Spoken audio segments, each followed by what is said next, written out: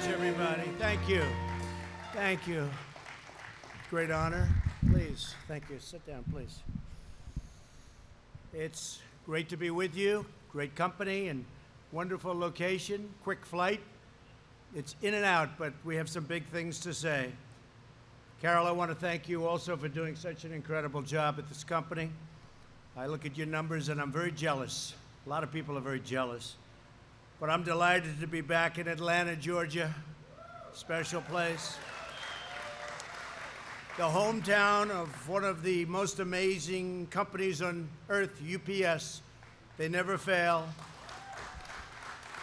The dedicated men and women of UPS are an inspiration to us all. In the face of every challenge, you always come through for your fellow citizens. Would you say that's correct? I say it's correct.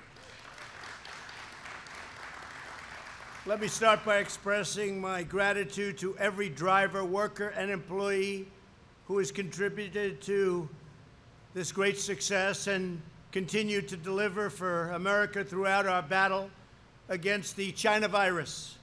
It goes by many different names, about 21 that I can figure. We maybe will use a different one every time we hit it. But whatever it is, it was a terrible thing, and it could have been stopped, and it should have been stopped right where it started, in China. Together, we will defeat this virus and emerge stronger than ever before. We're here today to celebrate a historic breakthrough that will transform the lives of workers and families all across our nation. For decades, the single biggest obstacle to building a modern transportation system has been the mountains and mountains of bureaucratic red tape in Washington, D.C. Before I took office, reviews for highways ballooned to an average of nearly 750 pages in length, and they were the good ones. They were the short ones. And I know because I was in business for a long time, and I had to go through a process that was so ridiculous. It was so ridiculous. We went through a process for building buildings, usually. It would take forever. By the time you start building, the market changed. You said, you know, the market was good when we started. Now the market's lousy. So you say, the hell with it. We won't build. Sometimes you start building and you say, that was a mistake.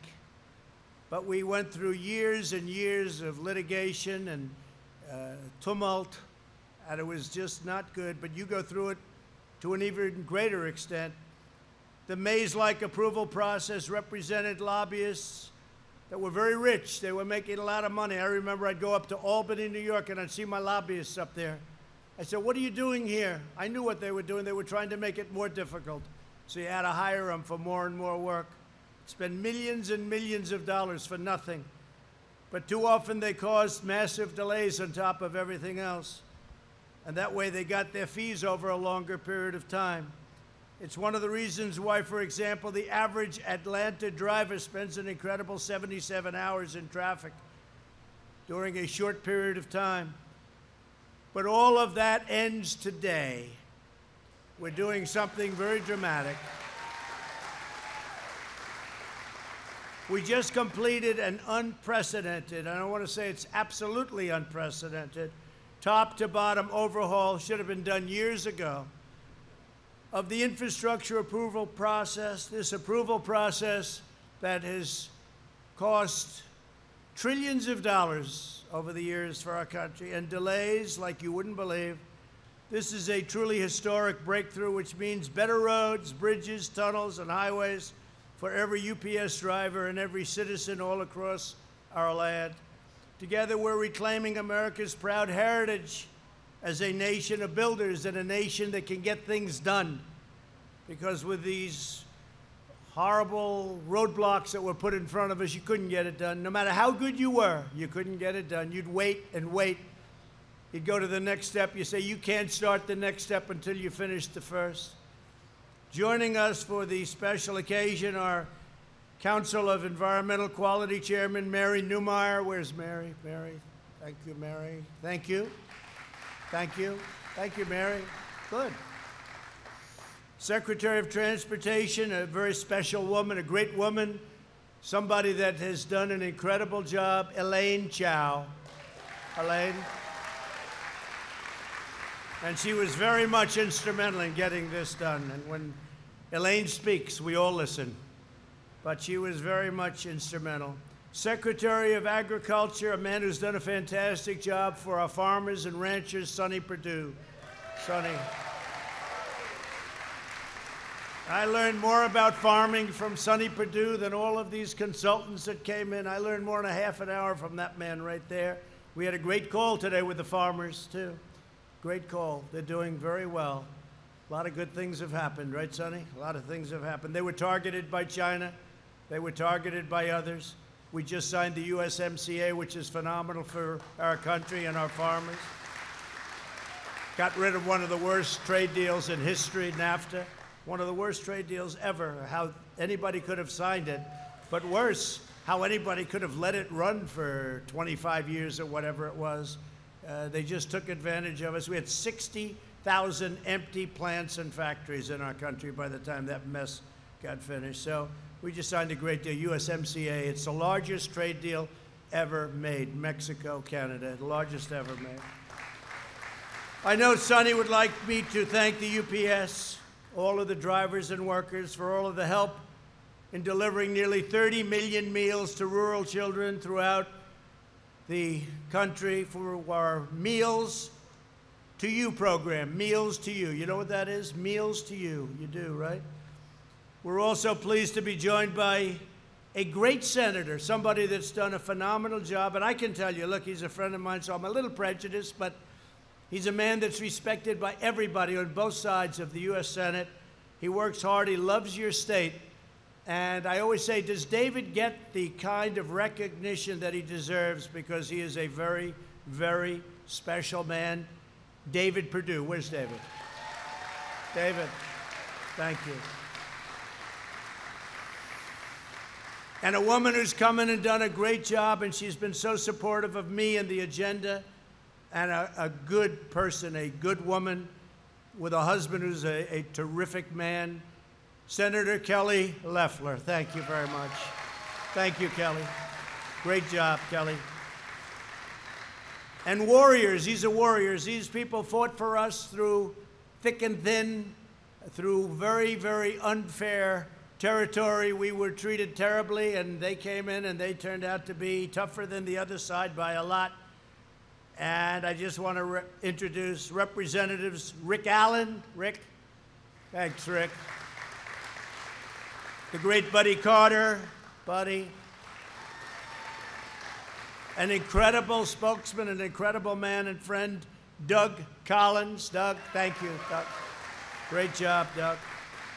Drew Ferguson. Drew, thank you very much, Drew. Jody Heiss. Jody. Thank you, Jody. Great job, Jody. And Barry Loudermilk. Barry, thank you very much. And also two people, friends of mine, they'll be there soon, in my opinion, because they have to be, because we need all the help we can get in Washington. Karen Handel. Karen, thank you very much, Karen. Thank you, Karen. And Rich McCormick. Rich, thank you. They'll be there soon, I hope. I hope. We need them. We need them. Get them in there. Thank you as well to a man who I became very good friends with, a man who was running against somebody that was unbeatable, running against a superstar. I said, oh, she's a superstar. Wow. Can you beat superstars? I don't think so. But he figured out how to beat a superstar. And I don't know, is she still a superstar, Brian? I'm not sure. I'm not sure. I don't think so. I don't know. Superstars don't lose, do they? Governor Brian Kemp. I'll tell you, what a warrior he is. He's tough. He's tough, and he's done a great job, and you've done a great job in every aspect of running this incredible state, and I've always been there for you. He was saying when we met at the plane, everything we've needed in Georgia, you've been there for, and that's right. That's right. Perhaps more important than Brian, however, right? Far more important is Georgia First Lady Marty Kemp. Thank you very much, Marty. And watch, please, those mail-in ballots. You're going to watch that for me because, you know, they have a lot of problems all over the country. They just had Paterson, New Jersey, where massive percentages of the vote was a fraud. Mail-in ballots, be careful, be careful. they would understand because they deliver. In fact, I'm going to have to be very nice to UPS. UPS, I love you, Carol, wherever you are, Carol. I love you, Carol. No, it's very bad what's going on with mail-in ballots, okay, as differentiated from absentee ballots, where you have to go and you go through a process because you can't be there for some reason. But the mail-in ballots is going to be, they're going to be rigged. They're going to be a terrible situation, and you have to be careful in Georgia, but you have to be careful everywhere where they're doing it. You know, we went through a First World War and a Second World War, and people went to vote. Now they're saying, let's use this as a chance not to vote. And there's been tremendous corruption on mail-in ballots. So absentee ballot, great. Mail-in ballot, absolutely no good. It makes no sense. A governor sends out millions of ballots all over the place. They don't know where they're going. They're going to wherever. I have a friend who got one for his daughter, another one for his daughter, and then a second one for the first daughter. They didn't know what to do with them. I had another friend, a really wonderful guy who's lost his son 7 years ago, Robert, his son Robert, and his son was sent a mail-in ballot. He called me, he said, what do? I just got a mail-in ballot for Robert. Robert died 7 years ago. So it's a terrible situation if they decide to use it, and we'll see what happens. There's a lot of litigation, a lot of court cases right now. And it makes sense. Just think of it. Millions of ballots. In California, they're sending out millions of ballots. They don't even know who. Maybe they know too well who they're sending them to. And maybe it's the people that don't get it. Maybe it's an area of Republicans or Democrats that don't happen to get any ballots. We've had a lot of problems. Just take a look at what's gone on over the last month. And take a look at Paterson, New Jersey. Small city in New Jersey. I think they said something like 20% of the ballots were corrupted or something happened with them. 20%. And even in the 2016 election, 1% are in question. But I don't want to talk about that one because I won, so I don't want anyone going back and looking, all right? I'm not going to talk about 2016. That was the greatest election, and now we have to do something very important. We have to keep it going, or this country will be in big, big trouble. I want to thank also for being here, Georgia Attorney General Chris Carr. You're the one, Chris. Watch that, Chris, will you? You're going to watch that, Chris, please, okay? You got to speak to the man that handles it. You know what I'm talking about. Got to do it. Thank you, Chris. It's in good hands. Superintendent Richard Woods. Richard, thank you very much. Thank you. And members of the Georgia Public Service Commission and the State Senate and House Transportation Committees. Got a lot of politicians in this room. And really, good luck to Karen and to Rich. Go out and go get them. You're great people. Today's action is part of my administration's fierce commitment to slashing the web of needless bureaucracy that is holding back our citizens. I've been wanting to do this from day one. And we started it on day one, literally on day one, but it takes a long time. You have statutory requirements. You have a lot of different roadblocks, even to changing it. But the change you'll be hearing about in a minute. And it's one of the biggest things we can be doing for our country. The last administration increased the Federal Register by 16,000 pages of job-killing regulations. Under my administration, we have cut the Federal Register by nearly 25,000 pages, more than any president in history, whether it's 4 years, 8 years, or in one case more. And we, frankly, this I would think is maybe the biggest of all. We did the U.S. Waters, you saw that, the U.S. Waters Act. That was a big one. That was a big one. I thought I was going to take a lot of heat when I did that, and instead it was just the opposite. People came up, grown men that had never cried, even when they were a baby. They were standing behind me when I signed that bill at the White House, and they were crying. They were crying because we gave their life back to them. That took their life away. It took their livelihood away. It was a big, big moment. But this is a big moment today, too, probably, possibly equally as big. Today's action completely modernizes the environmental review process under the National Environmental Policy Act of 1969. We are cutting the federal permitting timeline from a staggering 10 years, 15 years, 18 years, 21 years. You know the story. You've seen it. Projects that start out A young guy heads the project. By the time it gets approved or disapproved, in many cases disapproved, usually disapproved, he's getting ready to retire. So what did you do for your life? I worked on one project. We didn't get it through in the end. Now, we won't get certain projects through for environmental reasons. They have to be environmentally sound. But you know what? We're going to know in a year. We're going to know in a year and a half. We're not going to know in 20 years. So we're cutting the federal permitting timeline for a major project from up to 20 years or more, hard to believe, down to 2 years or less. So we have it down to about 2 years right now, Elaine, and I think 2 years or less. And our goal is 1 year. And you may get disapproved. They may vote at the end. They didn't like something environmentally or safety-wise, and I'm all for that. But you're not going to devote a lifetime to doing a project that doesn't get approved or that gets approved. And oftentimes when it gets approved, it comes in at 10, 20, 30 times the cost. There's a highway in a certain state, short road, not even a highway, I guess, more of a roadway. And they put in, it was a straight line from point to point. By the time they finished it 18 years later, it was this. It cost tens of times. It cost many, many, many times more than the original. Is a dangerous roadway because there's turns. You got to be in good shape. You got to be wide awake to make those turns. You got to see those things. You have to see the guardrails. Boom. They had a simple straight roadway, and now they build it. They end up, took 17 years to get it approved, ended up costing many, many times what the original estimates were, and it's no good. It's not good. Under the last administration, a mere 7% of reviews for federal highways were processed within 2 years.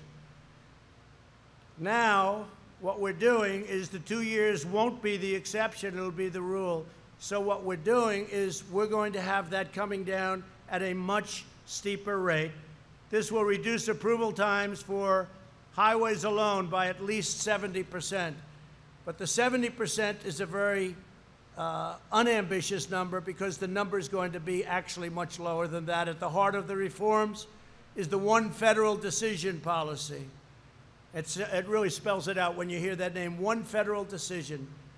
Before, applicants for infrastructure permits were forced to spend years and years navigating a labyrinth of federal agencies, and every single one had a power to stop a project. Anytime you went to an agency, they had a power to stop it. And it would stop the project, not only stop it, right in its tracks it would stop it. With our reforms, there will be one quick and fair decision. We're going to give every project a clear answer, yes or no. Yes or no. The 2-year process where just to submit is 2 years is not acceptable. It's going to be a very quick yes or no after study, but the studies are going to go quickly, and they're going to go simultaneously. So if you're in numerous agencies, you're all going at the same time. Instead of waiting for 1, for 2, for 3, and oftentimes you'd go through one, it would take you 6 months, and then you have to wait 90 days, and then you have a review period, and then you start the second one. And now you go for another 4 months, and then you wait 90 days, and you have a review period. And sometimes you had to go through 9, 10, 12 different agencies. So even if you did absolute rapid, it was many, many years before you could even think about starting it. We have up here, by the way, that's a chart of the old system and the new system. And I think the new system is better. I think it's better not only in time, I think it's better in terms of the process, and I think it's better in terms of the importance from an environmental and a safety standpoint. But take a look at that. This is what you had to go through. In fact, it was much more dramatic when I first came up with this about a year ago. We took that and we rolled it out. It was so dramatic. And it just kept going and going. So the difference is that, and many of those steps you had to wait before you could even think about going to the next one, and you had to get full approvals. Any one of those colors where there was a problem or a rejection meant it was dead. And now you go through this very simple but very comprehensive solution. And it's a beautiful thing, especially if you understand construction and building and other things beyond building like I do. At the same time, We'll maintain America's gold standard environmental protections. The United States will continue to have among the very cleanest air and cleanest water on earth, which we do now. We have the cleanest that we've ever had, meaning ever, meaning I guess in the last 40 years. I assume that 200 years ago was cleaner.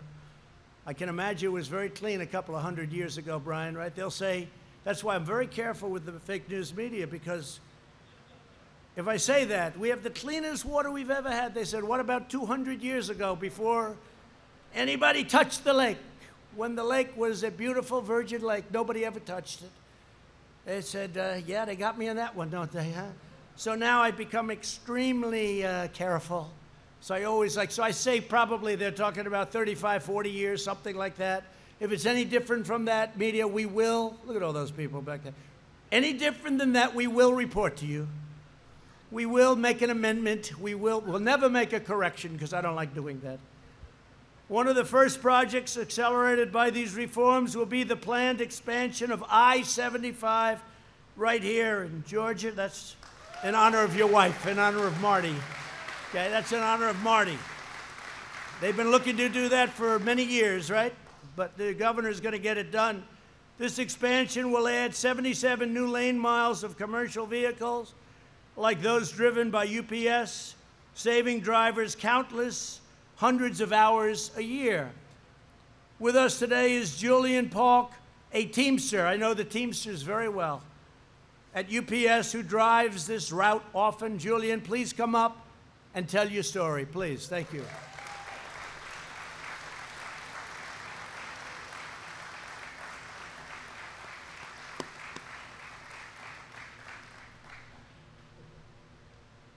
Thanks, Julian. Good afternoon. Hi, my name is Julian Polk. It's a great honor to be in front. I'm especially grateful for my wife being here with me today for 14 years. I spent the first 16 years of my career driving a package car, going from house to house. But in my last 3 years, I've been in the big rigs, mostly on 75. And throughout 75, we have approximately 765 trucks in Metro Atlanta. 64 of those travel from McDonough to Macon, Georgia, which is about 100 miles round trip. So with the congestion and all of that, it kind of makes it to where it's hard to get there and create all the time commits. So every time I've loaded my truck, whether it was medical equipment, a gift to someone's, a loved one, that time in transit was very important. So with the infrastructure, is very important to me and all of my fellow UPSers, because the investment in our roads and bridges help reduce congestion and open up the bottlenecks, which makes it easier to get the packages where they need to go. More importantly, safe for drivers like myself, because we all know the most important stop of the day is when I get back home to her and my two beautiful kids. So, thank you. 14 years ago at my local hub in Forest Park, with the support of my management team, I started the corporate health and safety process. And throughout that team, we were able to lower the accidents and injuries, which we know accidents on the road slows down time in transit.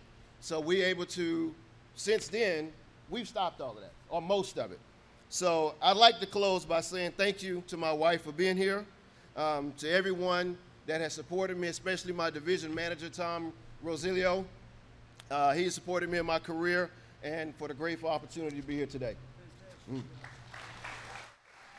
Fantastic job. Thank you, Julian.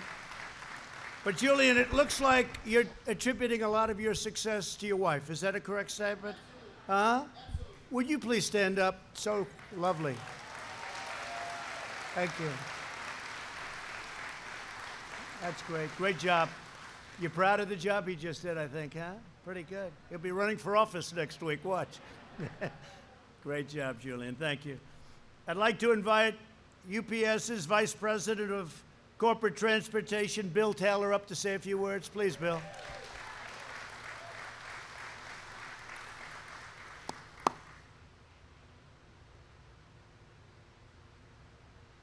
Thank you, Bill. Thank you very much. Good afternoon. No, thank you for visiting the UPS Gateway, President Trump. Thank you very much. I am so proud to be a 37-year veteran of this great company. I started my UPS career as a part-time hourly employee when I was still in school back in 1983. When I graduated from college, I went into management, and throughout my career, I've had the opportunity to work in our airline, in our freight transportation operations, and also in our package delivery operations throughout the United States. I'm now preparing to retire. When I think about UPS, all of us at UPS, and Julian's a great example, all of us at UPS worked through some very tough times through our careers, whether it's hurricanes and natural disasters, or some type of national event like 9/11 and now COVID-19. But all of us at UPS also look at that as a great opportunity to serve this great country and help bring the country through and remedy those tough situations. You look at Project Airbridge under the Trump administration and working directly with FEMA, another great example. From a UPS standpoint, we are all tremendously proud to help deliver life-saving supplies wherever and whenever they are needed. From an infrastructure standpoint, I know firsthand that improvements in our infrastructure will be a tremendous benefit to not only our customers, but also the communities that we serve. But when I think about UPS, I know how strong our technology is.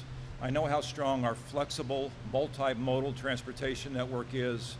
And I know all UPSers are dedicated to making a difference and helping bring America forward. So as I think about ending my career, I am very grateful to retire with a strong pension plan. I hope the same for all essential workers who have a pension plan currently hung up, that they can enjoy the same when their work is over. So thank you, UPS, for a wonderful career and the great opportunity to work with so many wonderful people through the years to help make a difference. Thank you.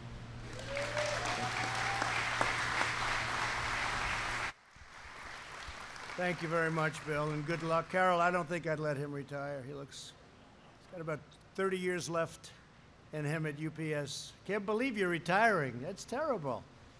Do you want to retire, or do you want to stay? Because they'll renew you for 25 more years. You've got it. You've done a fantastic job. Thank you very much. Thank you, Bill. Really great job. Here, as well as the Commissioner of Georgia Department of Transportation, Russell McMurray. Russell, please come up and say a few words. Thank you.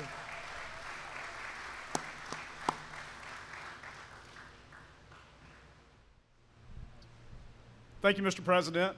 Mr. President, it was an honor for me to meet with you in Washington, D.C. at the U.S. DOT with Secretary Elaine Chao and some other state DOT commissioners from around the nation for us to share with you this long, burdensome, often bureaucratic process, and you sat and listened to us with great detail that day.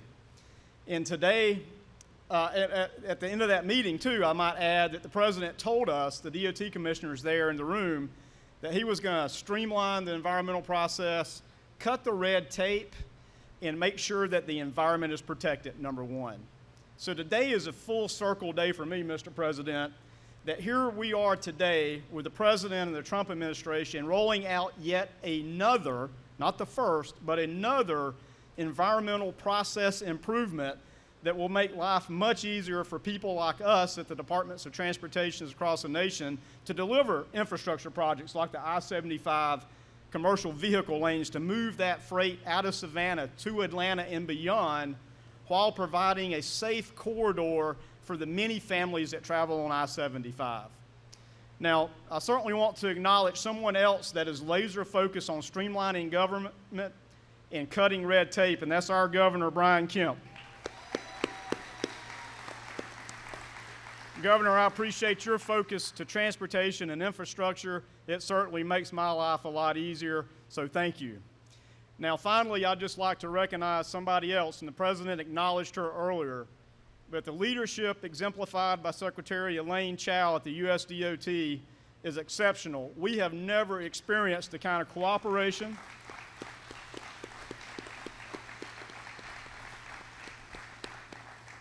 we at the Georgia DOT's never experienced this type of cooperation from your administration, Mr. President, that we enjoy today. So thank you for your leadership, and thank you for the partnership you share not only with Georgia, but all the states. Mr. President, thank you for making this happen. Thank you. And Russell said that so well because there have been many steps that we've made over the course of the last 3 years that allowed us to get to this big giant step. This is a big deal.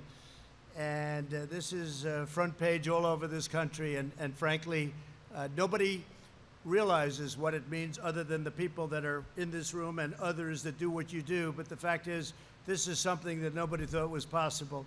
But it was all those little steps, Russell, that allowed us to get to this step, bureaucratically and in every other way. So thank you very much, and you've done a great job. Appreciate it. We're also joined by Janelle King, a small business owner here in Atlanta. Janelle, please come up and say a few words, please.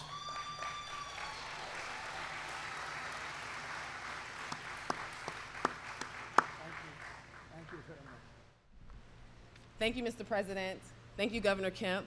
And thank you, UPS, for delivering all my shoes on time.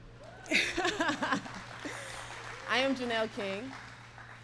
Together, my husband, Kelvin King, and I, he's the one that really goes through all of this. I serve as VP of External Affairs with Osprey Management, which is such an honor.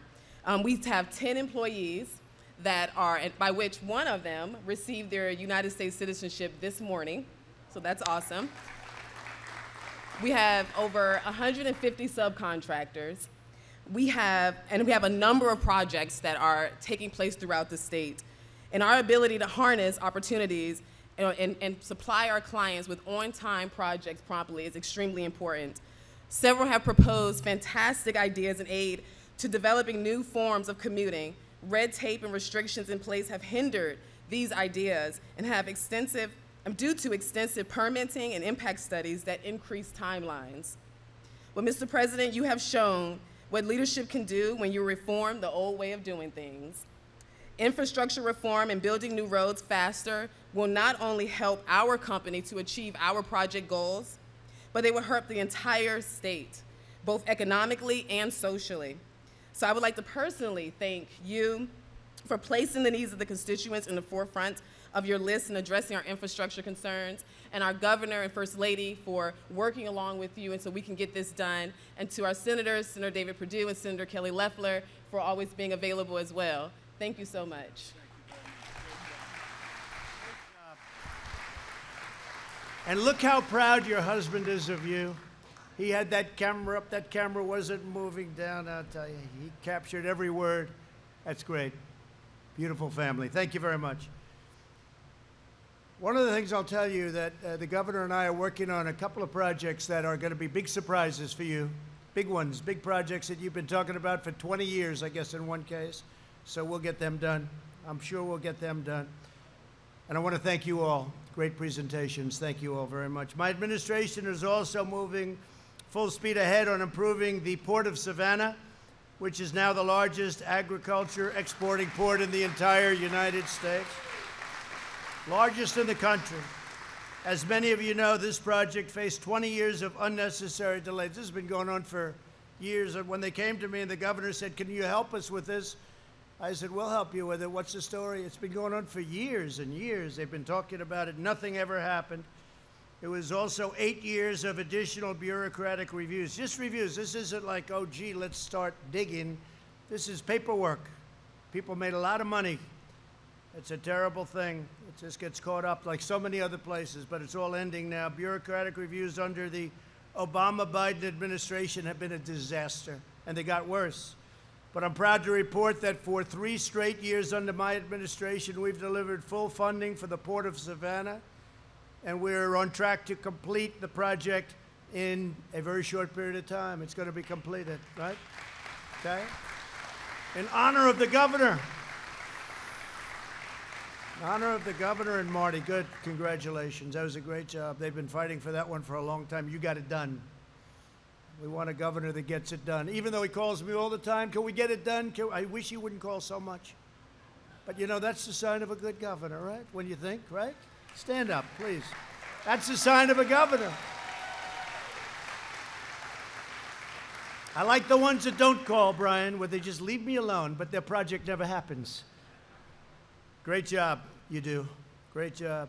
We want the United States to compete and win in the 21st century, and that means we will not allow our nation to be hamstrung by wasteful Washington regulations. We're the nation that built the Golden Gate Bridge in 4 years, the Hoover Dam in 5 years, and a lot of people don't understand this, but it's so true. We built the Empire State Building in less than a year. Can you imagine that? The Biden administration, our past vice president, opposes, think of this, all of our permitting reforms and wants to increase the length of the permitting process. Think of this. This is in his Bernie Sanders deal. Biden is happy to tie up projects in red tape, and we want to get things built. But they want to increase the length, so they want to increase it from that to much longer. Unbelievable. Biden wants to massively re-regulate the energy economy, rejoin the Paris Climate Accord, which would kill our energy totally, and you'd have to close 25% of your businesses and kill oil and gas development. They still haven't explained what they're going to do to power our great plants and factories, but at some point I'm sure they will. We'll learn that from AOC, who's in charge of energy. She's in charge, along with Bernie. It's AOC and Bernie are in charge of energy. I don't think Texas is too happy about that. What do you think? You think we'll call up the governor? Governor Abbott, great governor, will ask, how do you like that, Governor? I didn't want to waste the phone call because I would know how he felt. And Biden wants to hold hostage billions in federal surface transportation grants for states and localities unless the states and local suburban communities abolish single-family zoning rules. So they want low-income housing to be built in communities that, frankly, they don't want it. They don't want it. Hasn't worked out. And we're terminating that. As you know, I announced it 2 weeks ago. We're going to be eliminating that rule. It's a crazy rule, and it's very unfair to a lot of people. A lot of people are very unhappy. It should not take 10 years or more just to get approval for a simple stretch of road. Special interests in Washington will never begin.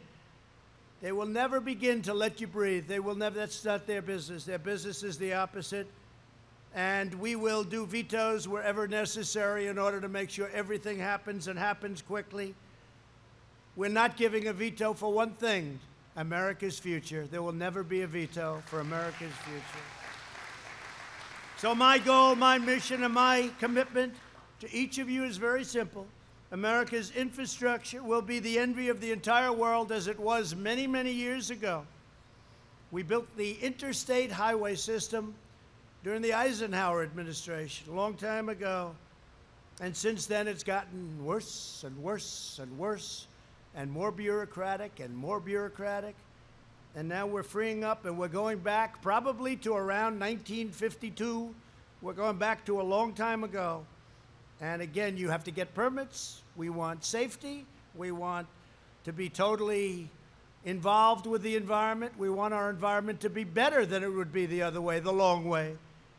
But you're going to get your answers quickly. One way or the other, you're going to get those answers very quickly. And if the answer is a big, beautiful yes, you're going to start construction immediately. You're not going to wait around for 10, 12, and 20 years. Our bridges, tunnels, freeways, and airports will no longer be the site of shame, but they'll be a source of pride. From coast to coast, town to town, we're constructing new roads, railways, runways, and waterways. You know, we had many cases where they'll get federal funding to build a highway, then it'll take them forever to get the approval. And by the time they have it approved, they need 10 times more money. They come back to the federal government. And the government would usually turn them down. They say that wasn't the deal. But sometimes they just pay 10 times more. We're not going to do that anymore.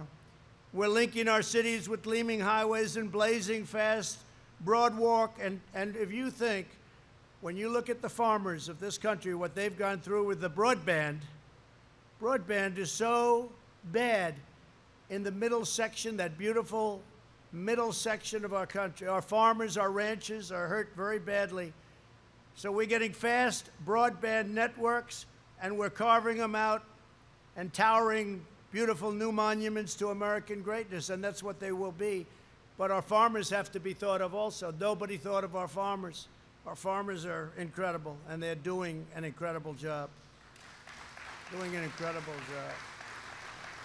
So for the farmers out there, broadband, here we come, broadband. They've been trying to get it for a long time, many years. Together we're building our incredible future with American hands, American heart, and American steel.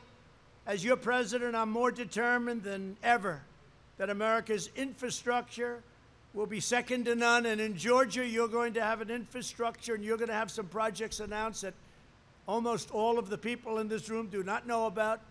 Most people have given up on them, Brian. I think they've given up. They gave up with the rest of them, but we have some things planned in Georgia that'll be really incredible, and everybody's going to want it, both Democrat, by the way, and Republican. The problem is nobody was able to get it done. We get it done. One thing I know how to get things done, because under this administration,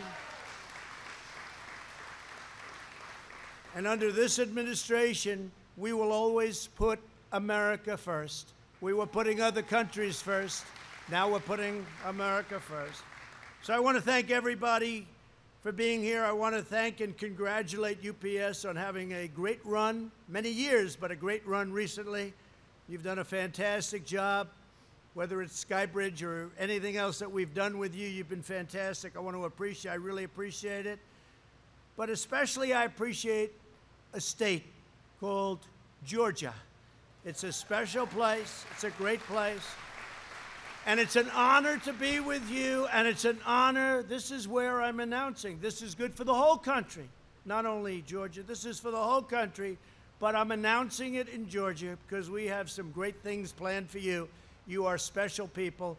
Mr. Governor, thank you very much. Marty, thank you very much. Everybody, thank you. Thank you, everybody. Thank you very much, everybody. Have a good time. Thank you.